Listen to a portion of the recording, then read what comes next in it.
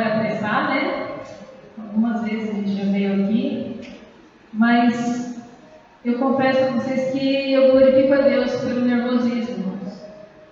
E é sinal que tem temor, que tem independência. E vai me preocupar muito o dia que não tivesse nervosismo, essa preocupação, sabe? Porque daí eu vou estar fazendo pelo meu conhecimento. E nós vimos no último culto com o nosso pastor Fernando, ele falando sobre que muitas vezes a gente tenta utilizar a nossa teologia para enganar Deus. E às vezes a gente faz isso com os nossos conhecimentos, com as nossas habilidades, para tentar ludibriar Deus. E isso é tão perigoso, e é tão sutil, né? Estou ouvindo uma palavra e o pastor dizia assim: quantos aqui já ministraram uma célula? Vou fazer aqui para vocês, quantos aqui já ministraram uma célula? Primeira vez foi difícil, né? A última vez que você ministrou foi tão difícil assim? Fica essa pergunta, né? Geralmente a gente começa a ficar bom, né? Faz uma vez, faz duas, três, e vai ficando bom. Nossa, eu sou boa nisso. Leva o jeito. E aí você leva para um extremo, que é do automático.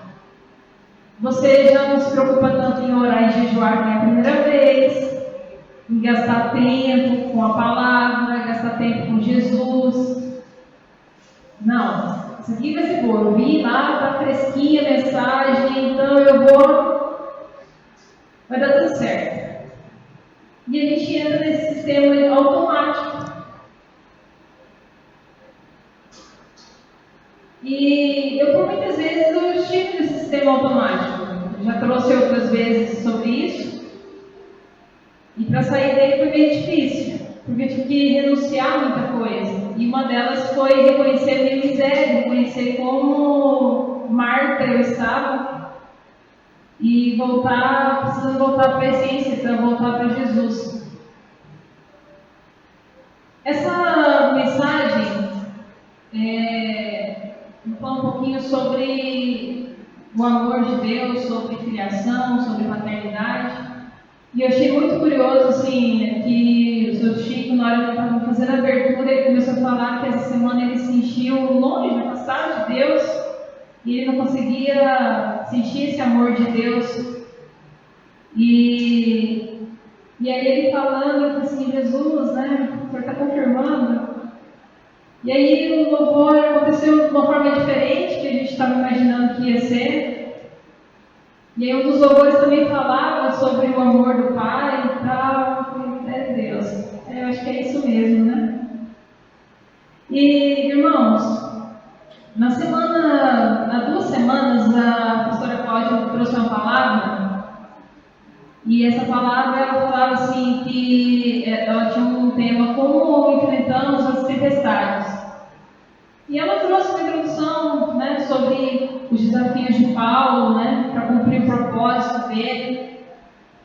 E no meio daquela palavra, Deus falou muito comigo sobre os processos que a gente tem que passar para alcançar, chegar no lugar que Deus quer que estejamos. E às vezes é mais fácil a gente se omitir, às vezes é mais fácil desistir, não se posicionar. E aí teve uma situação que ela relatou sobre um livramento que Deus deu. E esse livramento, depois dele, que ela caísse sobre a gravidade dele, ela fez uma pergunta assim: se eu já cumpri meu propósito, né? E aquilo ficou dentro de mim, assim, gente, se eu morrer hoje, se amanhã eu não estiver mais aqui, eu cumpri o propósito? Eu fiz aquilo que o Senhor gostaria que eu tivesse feito? E aquilo começou a doer dentro de mim. Eu comecei a sentir uma dor, comecei a chorar mesmo, me rasgar, porque Jesus, eu estou trabalho bastante, glória a Deus por isso. Faço tantas coisas, mas será que tudo isso é para você? Tudo isso aqui tem a ver com o propósito de vida que você tem para a minha vida? comecei a ter relapsos de memória e começou a vir à minha mente situações que me deixam tristes. Crianças que são abusadas sexualmente, atos de violência contra mulheres, atos de miséria, pessoas passando fome. São alguns relatos assim que às vezes chegam ao meu conhecimento e dão uma dor tão grande que eu não consigo descrever o porquê. E Jesus começou a trazer isso. Porque Jesus, esse sentimento que eu tenho, essas coisas que mexem com a minha emoção, elas estão relacionadas ao propósito que eu tenho para a minha vida? Porque se for, eu estou fazendo errado. Eu estou trabalhando, captando recursos para o meu bem. Não está sendo para ajudar alguém que está na miséria. O meu tempo não está sendo dedicado com pessoas que estão em situações de risco. E eu comecei a entrar numa crise em relação a isso, sabe? Comecei a orar em relação a isso. E muita coisa começou a mudar. No início do ano, eu tomei uma posição, uma atitude. Me posicionei em relação na minha vida espiritual, minha vida em busca por Jesus. Eu, como contadora, no ano anterior eu fiz um balanço da minha vida espiritual e o negócio tinha ficado feio. Eu até trouxe isso na abertura no culto de virada.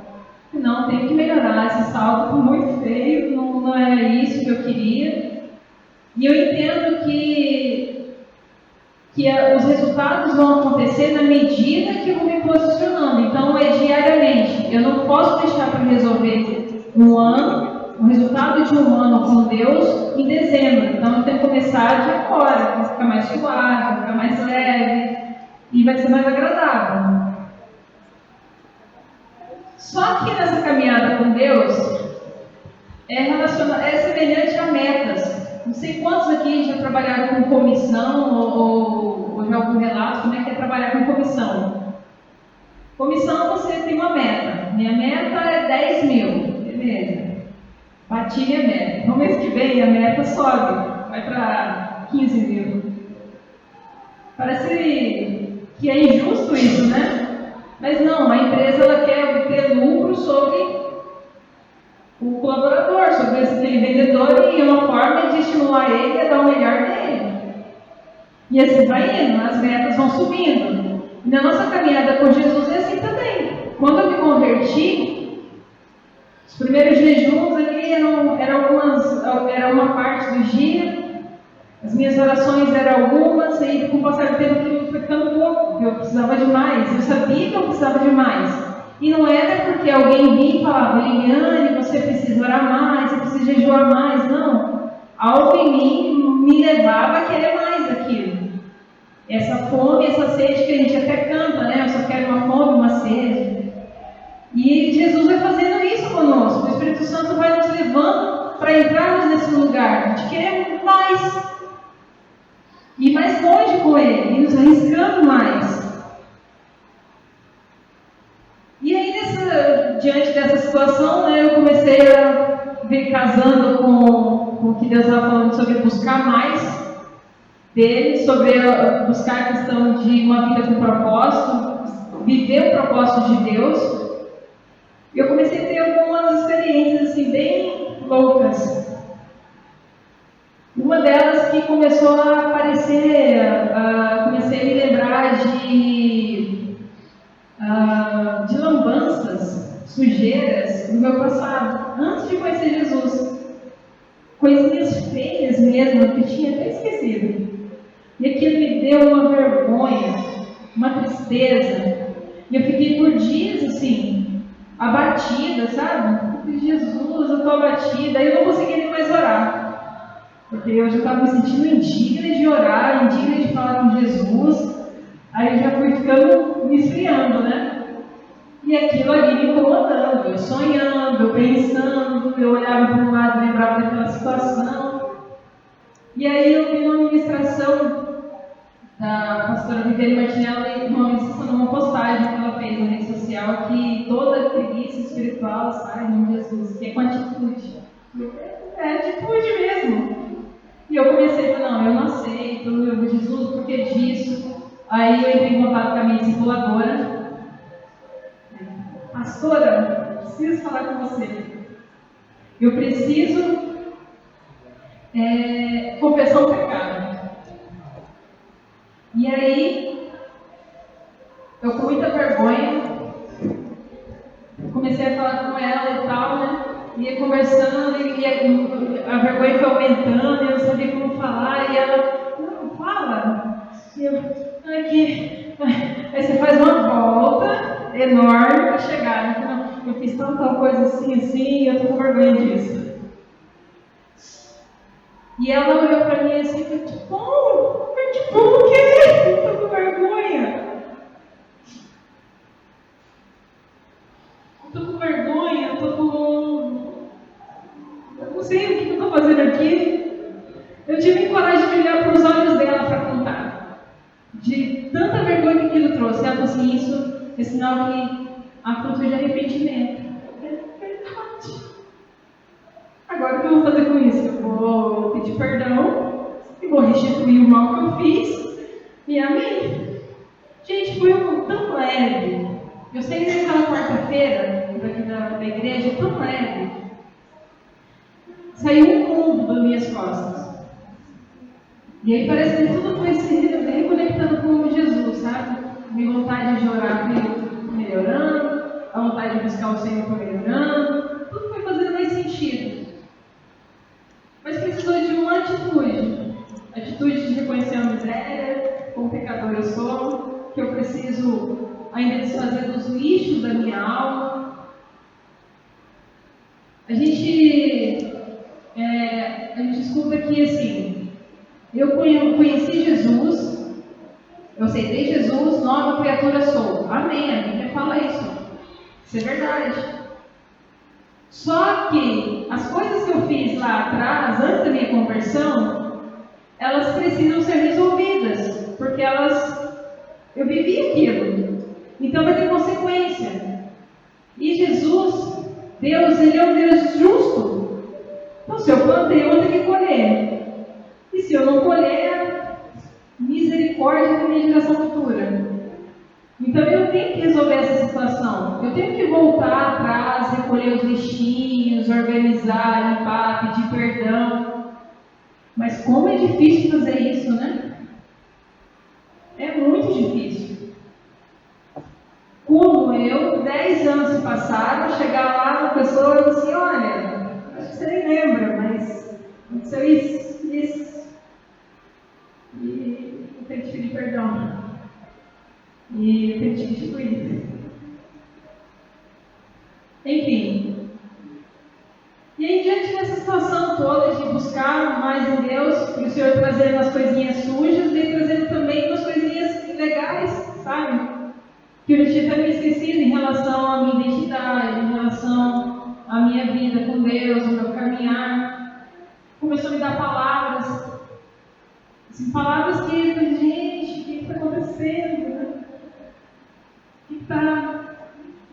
Como que está brotando assim, de ler um versículo e o negócio saltar e ter revelações mesmo.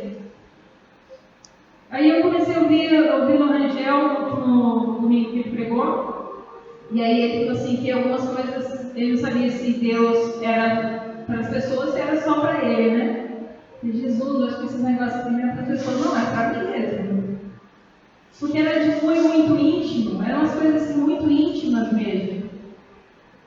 E eu fui só vendo o amor de Deus a cada dia. E nós, as mulheres, nós participamos de um grupo de discipulado pelo WhatsApp.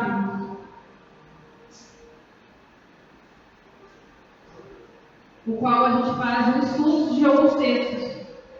E a gente começou a estudar o livro de Romanos. E eu comecei a ler Romanos e fui mexendo ainda mais. E essa semana eu fui meditar sobre o livro de Romanos 8. Tanta coisa Deus vem trazendo ali, tanta revelação, assim, tanto amor manifestado naquele versículo, naquele capítulo.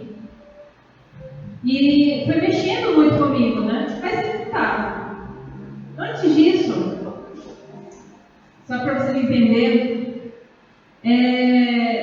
Eu tive um sonho há uns 15 dias, eu acho. E esse sonho foi um sonho bem romântico, né? Eu acordei toda feliz. Jesus, agora isso, né? Será que você está mostrando mais um sonho? Eu nunca vi esse rapaz na minha vida. Mas era tão romântico, era tão fofo. Gente, eu estou me dispondo a um ridículo agora, porque eu estou nas redes sociais depois. Tá Liliane, solteira lá, sonho de amor. Mas foi uma linda história de amor, algo tremendo. Eu acordei assim, apaixonada, assim. Ai, que lindo, que dia lindo, nem era tão lindo assim aquele dia. E aí, por volta de umas 8 horas da manhã, eu ouvi um louvor no meu trabalho, e Deus começou a falar comigo. E aí eu tive vontade de chorar mesmo, eu tive vontade de ir para um lugarzinho secreto e chorar e me lançar nos braços do meu amado.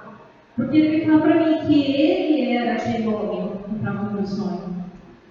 As manifestações de amor que eu tive ali naquele sonho não era um homem, e até quando eu pensei, não era nada sensualizado, não era nada disso, era romance. Era algo tão puro, era tão genuíno, onde a gente ria, a gente brincava, e ele me carregava, e quando ele me carregava, eu sou pesada. Eu disse, não, mas eu te aguento. E aí depois Jesus começou a falar isso para mim, sabe? Eu te suporto, e amor, e começou a trazer palavras de amor sobre a minha vida. E ele foi traduzindo aquele sonho em relação a isso, a manifestação do amor dele. Eu me senti a pessoa mais amada dessa terra. Eu vou tomar esse título para mim. Porque foi assim que eu me senti. E como foi tão especial isso? Como foi tão puro e tão genuíno? Só que nem tudo são flores, né? Um dia a gente está na maior love, está na maior, no outro dia a gente está na bad, está mal, está distante, está insensível, não está tanto assim no espírito. E eu tive esses dias também. E num desses dias, porque Jesus, né? Um dia eu estou bem, assim, outro dia, que oscilação é essa, né? Fazendo na montanha russa. E aí eu fui percebendo que era à medida que eu ia deixando a intensificação de buscar o meu amado. É uma de mão dupla, assim. Então, quanto mais ele me respeita, então quanto mais eu busco ele, mais ele está ali. Oiê, Jesus, estou aqui. Estou aqui, tudo bom?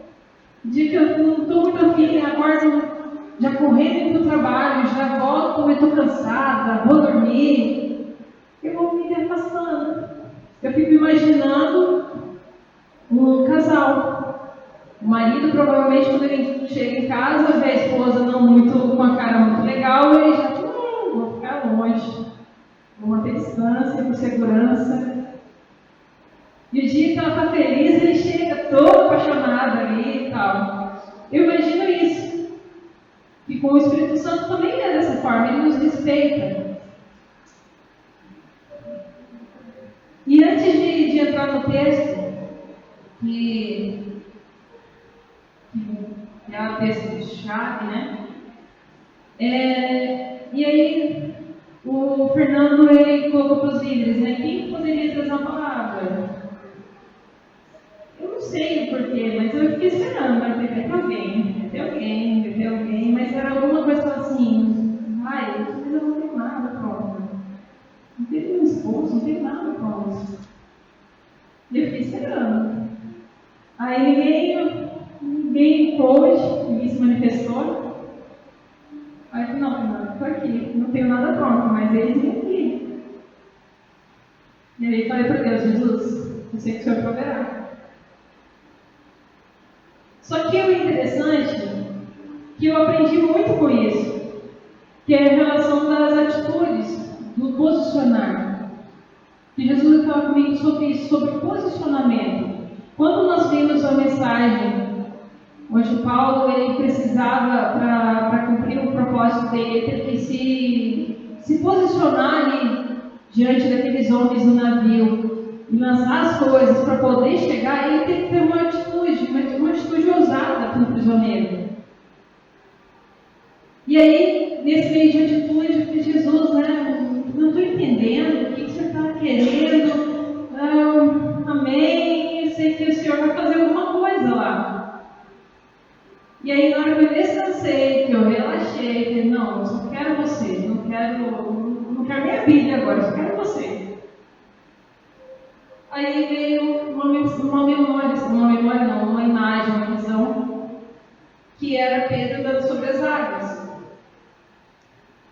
Tá, legal. Pedro andando sobre as águas a gente ouviu muitas vezes, né? É até fácil imaginar, né? Tanto se você escutar assim, você até consegue fazer uma ceninha ali de Jesus chamando Pedro. Eu disse, Senhor, eu não estou entendendo. E aí ele começou a falar sobre a questão do natural e o sobrenatural. E pai, esse negócio natural, sobrenatural, dos mais profundos, né? Dá pro Dudu que é mais conhecedor do que eu, né? Começou a falar comigo, sabe? Porque eu falei isso, geralmente, eu falei isso por Deus, sem brincadeira. Aí ele começou a falar sobre a atitude de Pedro. Andar é natural, correto? É algo natural. Eu estou andando aqui, é natural. Andar sobre as águas é natural? Não, né? E andar sobre o mar, que é umas águas agitadas, que é uma água que tem movimento, é mais sobrenatural ainda, não é natural. Mas Pedro só andou pelas águas, sobre as águas, porque ele teve um passo natural. A partir do momento que ele fez o passo natural, Jesus veio e fez o sobrenatural.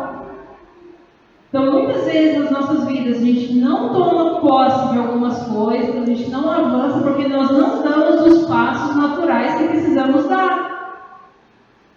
E nós não ficamos ali esperando, não ficamos confiantes que Deus vai entrar com o sobrenatural. E bem, amém, eu acho que é isso, Jesus. Então eu precisava dar o passo natural, é esse aqui. Agora faz o sobrenatural, porque não tem.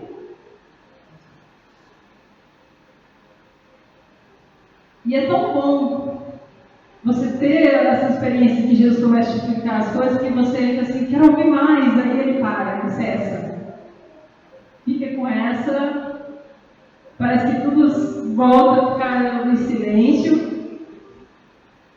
E agora? Adora, vou adorar, vou louvar, vou ir.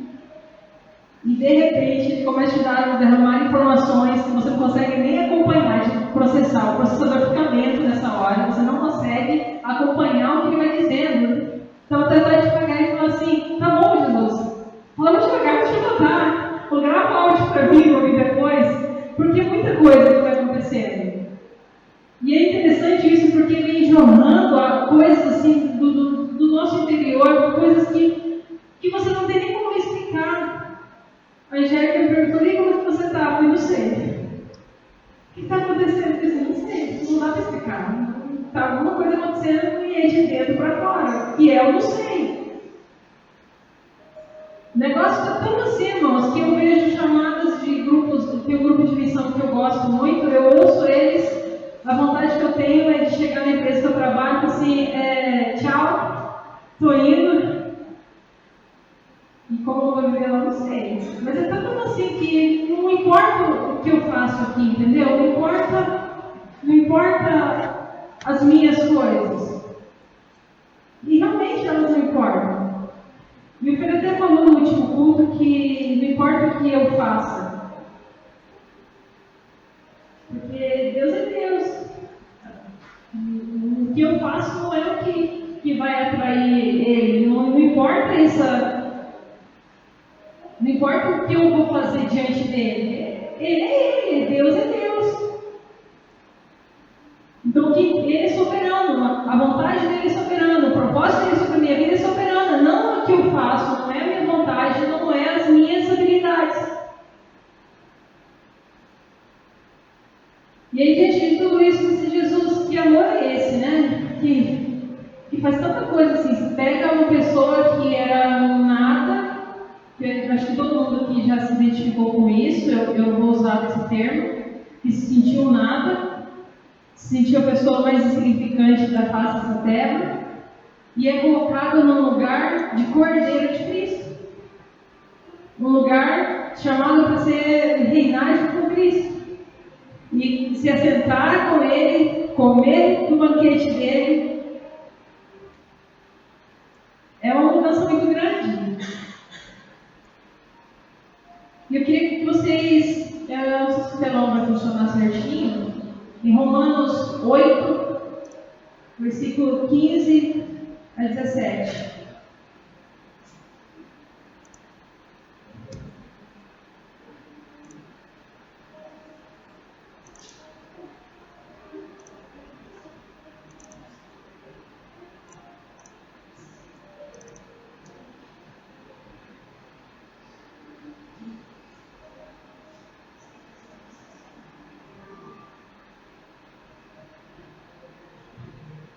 Antes de começar, eu queria fazer uma pergunta.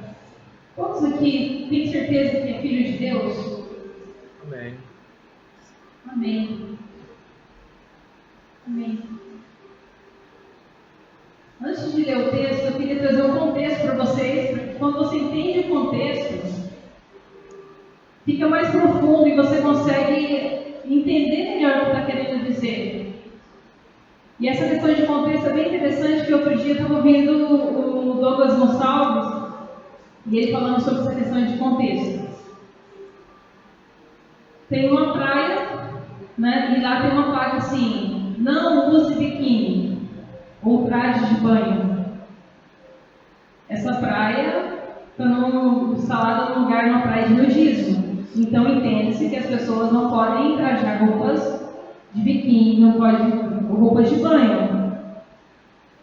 Mas se essa mesma placa estiver no país muçulmano, onde as pessoas usam burcas, e aí está lá essa mesma frase: não use biquínis ou traje de banho, as pessoas vão ficar peladas na praia? Não, né? Porque o contexto é outro. Eu achei muito interessante, porque na palavra tem muitos versículos que pessoas utilizam deles fora de contexto e usam eles como pretextos para ir até mesmo contra Deus. Então é muito interessante a gente sempre buscar saber o contexto que está o texto, o que está se falando, o tempo cronológico, que ajuda muito. E a partir daí o Senhor vai fazendo ele entrar e encaixar no seu tempo atual, que é o nosso caso de hoje. Esse texto, ele foi dito por Paulo. O apóstolo Paulo, olha, tem o ritmo de Paulo, né? Paulo, best forever. O apóstolo Paulo, ele fala os romanos. Paulo conhecia os romanos, a cultura romana. Ele foi considerado um cidadão romano. Então ele sabia qual era a cultura daquele povo. E ele estava dizendo para esse povo. E aí, nesse contexto, naquele tempo, eles tinham um dia de consagração. A família tinha um filho homem. Eles colocavam uma criança numa espécie de um círculo e o pai ficava observando aquele filho. Ficava olhando para aquele filho, olhava, começava a olhar se tinha algum defeito, se ele era de boa saúde, e começava a analisar. Se aquele filho não agradasse o pai biológico, ele rejeitava. E aí, quando tinha essas questões dos filhos rejeitados, era de costume, principalmente da classe dos senados, lá dos altos, da alta hierarquia de Roma, eles adotavam. Eles escolhiam as crianças, os meninos. Eles escolhiam porque eles queriam manter a sua linha de sucessão, eles queriam continuar no legado, eles queriam que não parasse por ali. Então, alguns eram rejeitados pelos seus pais biológicos e outros eram adotados. Eles eram adotados por imperadores ou por outros homens, né? Tem outros homens dessa classe. E uma vez adotado não poderia ser rejeitado. Ele foi escolhido. Então, se ele foi escolhido, ele não poderia ser devolvido. Assim, não, acho que ele não tem os olhos tão claros assim, acho que não é nosso perfil, então vamos devolver. Que acontece, infelizmente, hoje no Brasil. E então, nesse contexto, trazer aqui para vocês, versículo 15. Porque não recebestes o espírito de escravidão, para viverdes outra vez atemorizados, mas recebestes o espírito de adoção, baseado no qual clamamos, Abba, Pai. Aqui está falando que Deus nos recebeu com o espírito de adoção. Então, se nós somos adotados por Cristo, ou melhor, por Deus, Ele não vai nos rejeitar. E clamamos Abba, Pai. Com esse Abba, Pai, ele vem dizer assim, paizinho. Abba é a expressão das crianças pequenos, das crianças que tinham dificuldade de falar. Então, Abba, babá, Abba, papai, papaizinho. Então, fala de uma forma carinhosa. Então, Paulo já instrui, clamamos ainda ao papaizinho. O próprio Espírito testifica no nosso Espírito que somos filhos de Deus. O Espírito Santo que está em nós, ele vai trazer essa testificação que somos filhos de Deus. Ora, se somos filhos, somos também herdeiros, herdeiros de Deus e co-herdeiros com Cristo. Se com Ele sofremos, também seremos glorificados. Tem muito amor envolvido nisso aqui todo. Não sei se sou eu que estou tão romântica assim. Estava até falando com as meninas, esse mês é um mês apaixonante para mim, sabe? De altas declarações, imposto de renda. Então, eu vejo só uma manifestação de amor aqui. Que Deus nos adotou e nos chama para sermos filhos. Para estar no lugar de filho juntamente com o seu filho biológico, Jesus. Lembra quando eu falei para vocês que os pais biológicos, eles rejeitavam os filhos? Isso aconteceu com Jesus? Será que aconteceu com Jesus?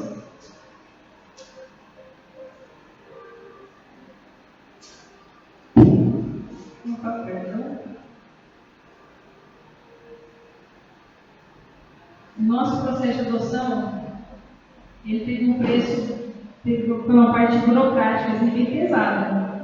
Eu acho que nem o processo de adoção hoje é tão pesado, tão complicado como esse processo de adoção. Lá em 2 Coríntios,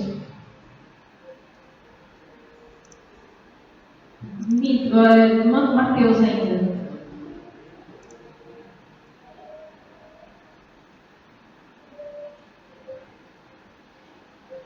Mateus 27, 46.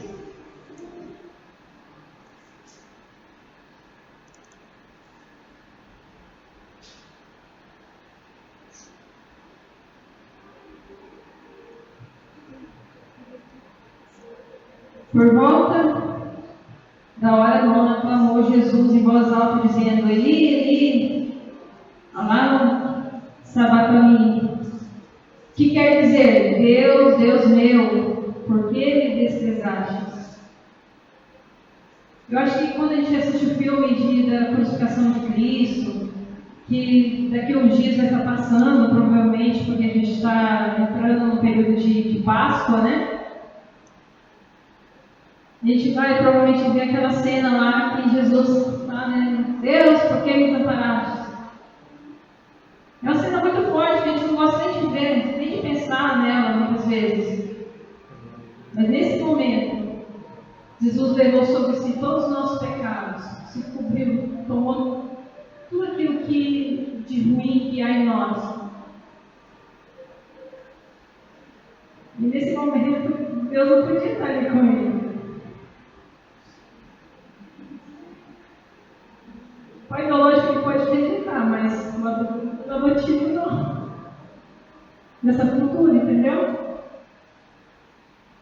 Nesse instante, Deus ele não pode estar ali com Jesus. Jesus sentiu essa falta, sentiu essa. Jesus ele sentiu esse peso. Sabe o que é interessante? É que a gente está falando aqui dos pais que rejeitam lá em Roma, né? Mas hoje ainda continua acontecendo isso. Infelizmente, acontece o desprezo, a imparcialidade, o autoritarismo muito grande, a passividade. Ei, o filho ele não quer só receber o sim do pai. Muitas vezes ele está querendo um não do pai também. Não é só a vontade permissiva, não, vai. Mas ele quer que você corrija, quer que você instrua, quer que você dê uma direção. A gente vê muito isso. Pessoas que não entendem a filiação de Deus para conosco não conseguem avançar muitas vezes no caminhar com Cristo e caminhar no propósito porque não tem uma direção. Fica vagando.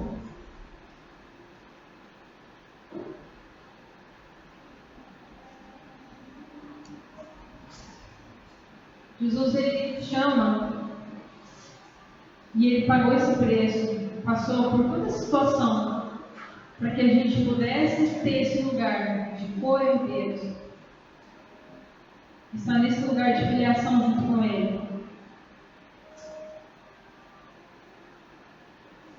Continuando lá em Romanos,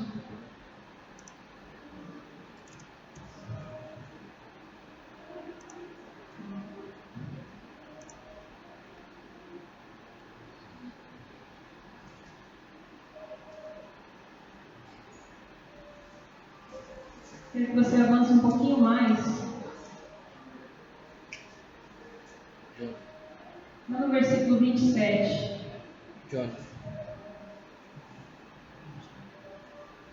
Aquele que sonda os corações sabe qual é a mente do Espírito, porque segundo a vontade de Deus é que intercede pelos santos. E sabemos que todas as coisas cooperam para aqueles que amam a Deus, daqueles que são chamados segundo o seu propósito. Porque aos que de antemão conheceu, também os predestinou a serem conformes à imagem do seu Filho, a fim que ele seja primogênito entre muitos irmãos. E os predestinou, esses também chamou. Aos que chamou, esse também justificou. E os que justificou, esse também glorificou. E tudo isso aconteceu. Jesus pagou um alto preço para a nossa adoção. O Senhor nos chama para vivermos essa filiação com Ele, para que a gente possa viver isso aqui na terra? É só para isso? Não é para que eu tenha um corpo glorificado, que eu venha reinar com Cristo, que eu venha viver uma vida que leve, que eu tenha mais irmãos? Aí a gente encontra o que nós estamos ouvindo, que é a questão de levar o ID, de ir pregar, evangelizar. Mas não é o evangelho superficial, é o evangelho de amor. É o evangelho que quando você respira, as pessoas já ficam constrangidas com a sua vida. Você exala esse perfume de Cristo.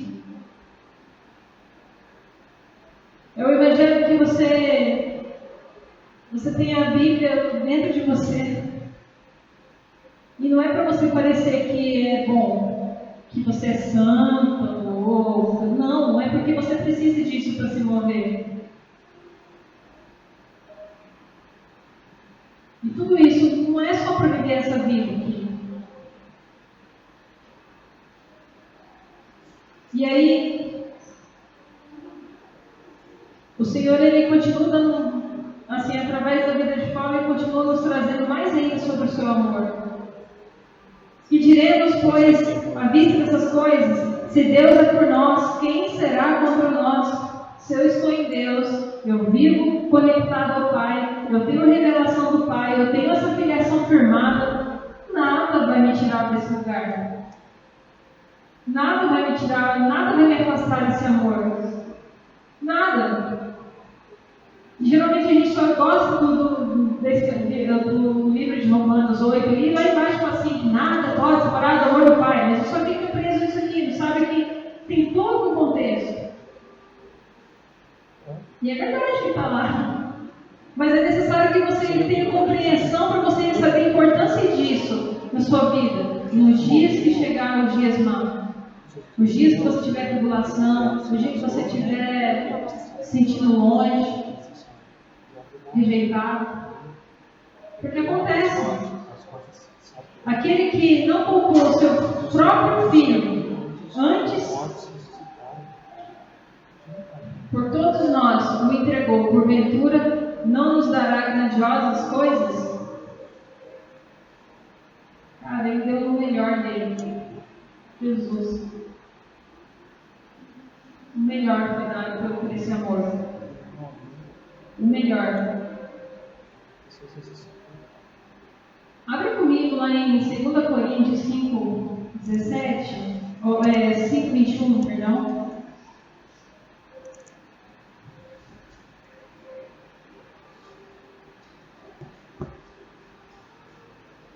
Segundo Coríntios 5, 21.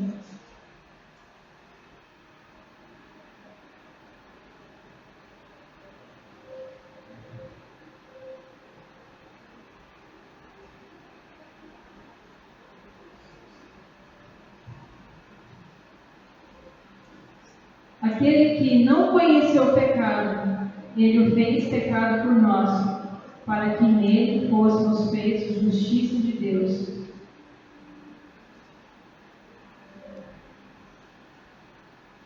Jesus, ele não conheceu o pecado, ele era puro, santo, perfeito, um cordeiro imaculado, perfeito. E ele se colocou num lugar, se colocou numa posição, por pessoas que não são assim, porque quão cruéis nós somos. Nós não precisamos de muita coisa para que a gente possa julgar, matar alguém. Não precisamos de muito. A gente mata pessoas assim com uma facilidade tão grande no nosso pensar, no nosso julgar. Lembra da cena onde estão ali os doutores da lei, daquela mulher no chão lá, e eles querendo apedrejar ela? Mas a gente faz isso. Porque a primeira pessoa que aos nossos olhos fez errado. E Jesus chama porque a gente vai lá, senão vem cá.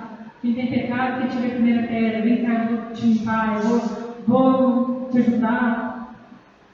E começa a reescrever a história dessa pessoa.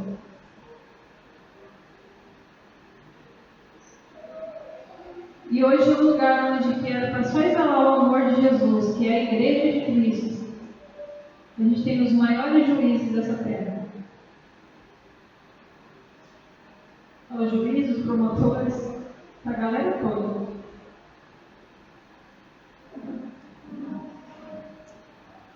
Mas aqui é para ter advogados.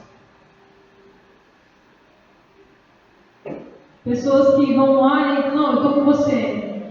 Aqui é para ter assistência social. É para ter o fisioterapeuta, que a pessoa está caindo, está mancando, vem cá, eu te sustento, vou te ajudar. Você vai ficar bom. É a misericórdia. Nos falta muito a misericórdia.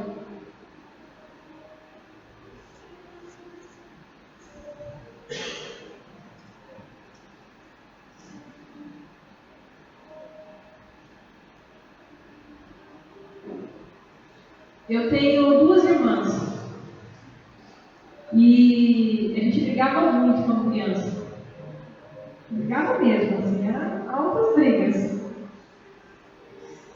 E aí, todas as vezes que a gente brigava, a mãe centrava lá no meio, né? Não, calma, isso, aquilo outro, você fica de castigo aqui, você vai pra lá e tal.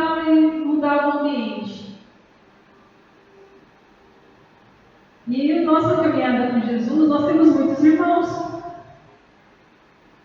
Eu não sou igual às minhas irmãs. Sou diferente delas em muitos aspectos. Mas eu amo elas. Eu respeito. Não concordo. Às vezes não concordo. Muita coisa. Mas eu amo elas. Na igreja, entre nós vamos ter pessoas que nós temos que amar. Às vezes não vamos concordar. A gente também às vezes não vai aceitar. E às vezes a gente tem que corrigir. Porque o irmão também traz correção para o outro. Principalmente os mais velhos ou os mais novos. Geralmente os pais colocam: fulano, cuide do seu irmão mais novo, você tem que dar exemplo. E Jesus nos chama também para que a gente possa ser exemplos para os mais novos. Mas não é com hipocrisia, é com amor.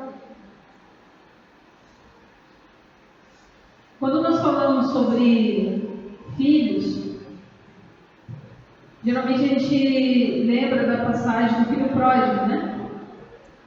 E aí, na passagem do filho pródigo, a gente tem lá 2 exemplos de filhos. E aí, nós temos o filho que saiu de casa, que foi para longe do pai, e o filho que ficou trabalhando. E aí nós temos 2 exemplos de orfandade. 2 órfãos. Uai, mas só um que saiu de casa, então não era só um órfão, não, eram 2. Os 2 tinham um estilo de orfandade. A orfandade é aquele filho que ele não aceita o lugar de filho. Ele não está junto com o pai como filho. Ele está com o pai como empregado, como escravo. E lá em Romanos nós vimos que Jesus nos libertou da escravidão e nos colocou como lugar de filhos. Mas, Viane, você está falando em questão de trabalhar na igreja, servir na igreja? Não é isso. Mas se você trabalha na igreja, você faz as coisas na obra, você trabalha para Deus, você não é filho, você é órfão. Você tem a mentalidade de orfandade. Agora, se você trabalha com Deus, que é diferente. Trabalhar para Deus ou trabalhar com Deus. Se eu tenho uma empresa junto com o meu pai, eu vou trabalhar com o meu pai para algo que é meu também, correto? Agora, se eu trabalho para o meu pai como empregada, só para cumprir tabela, alguma coisa assim, eu tenho só por trabalhar para ele, eu não vou ver como usufruir essas coisas, porque a minha mentalidade é de escravo e não de herdeiro. E trabalhar no reino de Deus é assim. Nós somos chamados a trabalhar com Deus. Por isso a importância de ouvirmos a direção do Senhor. Ouvir mesmo. Eu tenho habilidade para tal coisa. Assim, eu faço bem. Onde eu posso usar isso no reino de Deus? Tendo habilidade do Senhor te dá. E se ele não usar quem tem habilidade, não se dispor para fazer, ele vai levantar quem não tem disponibilidade para fazer e vai capacitar essa pessoa. Porque Deus não limita ninguém.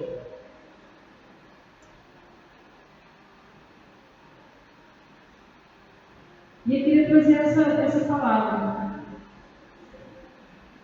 sobre filhos.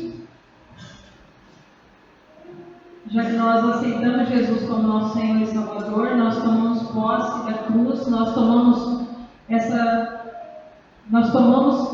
para nós o direito de sermos filhos. Só que muitas vezes estamos com a mentalidade voltada para escravos. E não uma mentalidade de filhos. Uma vez que eu fui feita filho de Deus, eu sou filha de Deus. Ele não vai me desprezar. Ele não vai me rejeitar. Mas sabe qual é que é a dificuldade? É que nosso modelo de paternidade no Brasil, eu vou usar aqui, mais perto, é que, às vezes, ela teve tantas falhas na construção desses modelos de paternidade, que quando nós vamos nos relacionar com Deus e nós tratamos Ele como Pai, é pesado. Porque eu não resolvi a minha situação de paternidade terrena. Eu ainda não gerei perdão, eu ainda não pedi perdão, eu ainda não reconciliei, eu não conheço meu Pai. Então há necessidade de voltar e reconhecer. Eu estava ouvindo uma palavra, eu não lembro agora quem estava ministrando, mas falando sobre essa questão de um ministério que a igreja ela recebeu um grande avivamento na reconstrução de laços entre pais e filhos. É voltado no livro de Malaquias, que coração de pais converterão filhos e de filhos aos pais. E a igreja viveu um grande avivamento. E isso se deu porque os filhos começaram a liberar perdão sobre seus pais sobre a vida dos seus filhos, aqueles que não conheciam seus pais começaram a buscar os pais. E aí uma jovem chegou e mandou a mãe dela, assim, não, a senhora vai para tal cidade onde a gente morou, eu vou bancar a senhora lá, quando a senhora encontrar meu pai, a senhora me avisa. E ela fez. Se com 3 meses ela encontrou o pai, olha, encontrei seu pai aqui. Ela foi lá e falou assim, olha, eu te perdoo porque você me abandonou e eu quero viver uma vida em Cristo. Diz que a vida dessa jovem foi outra vida. Então a necessidade de a gente destravar no nosso natural algumas coisas para que o sobrenatural de Deus aconteça. E ela está aí disponível para nós. Mas falta atitude, falta posicionamento e fé. Todas as vezes que eu me posiciono para alguma coisa, eu estou dizendo, sim, Deus, eu tenho fé que você vai fazer. Eu tenho fé que você pode. Eu queria convidar você a ficar de pé. E você pudesse pensar como que você vê Deus? Quem é Deus para você?